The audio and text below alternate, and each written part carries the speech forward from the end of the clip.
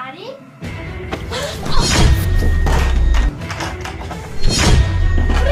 বলছিলাম আরিফ, তোমার সাথে না আমার কিছু কথা ছিল।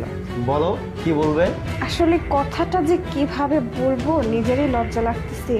ওই আমিরুল আর শান্তাকে দেখলাম ওই পাশের ওই রুমের দিকে যেতে, গিয়ে না দুজন ভেতর থেকে দরজাটা লক করে দিছে। আরে আরে আরে আরে শোনো না, শোনো আরে আরে আরিফ, আমার কথাটা তো শোনো। আরিফ, এই রুমের এক্সট্রা চাবি আমার কাছে আছে।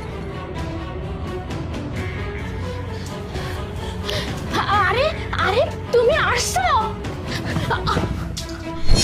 আরে আরে তুমি আমার সাথে এমন কেন করতেছো? পিয়াই তো এই রুম পর্যন্ত আমাকে নিয়ে আসছে, তারপরে এই রুমে আমাকে ধাক্কা মেরে ফেলে দিয়ে চলে গেছে। তুমি না বিশ্বাস করলে পিয়াকে জিজ্ঞেস করো। শান্তা, তুমি মিথ্যে কথা কেন বলতেছো? তুমি এখন ধরা পড়ে গেছো বলে সব দোষ তুমি আমার উপর চাপাচ্ছ, তাই না? কি প্রিয়া, তুমি মিথ্যা কথা কেন বলতেছো? তুমি তো আমাকে এই রুমে ডেকে নিয়ে আসলে, নিয়ে এসে আমাকে ধাক্কা মেরে ফেলে দিলে।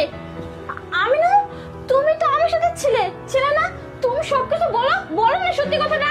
আরে প্রিয়া যা বলতেছে তো সত্যি বলতেছে। তুমি তো আমাকে এই রুমে নিয়ে আসছো, নিয়ে এসে বেডে শুইতে বলছো। আমি না, তুমিও মিথ্যা কথা বলতেছো। আরে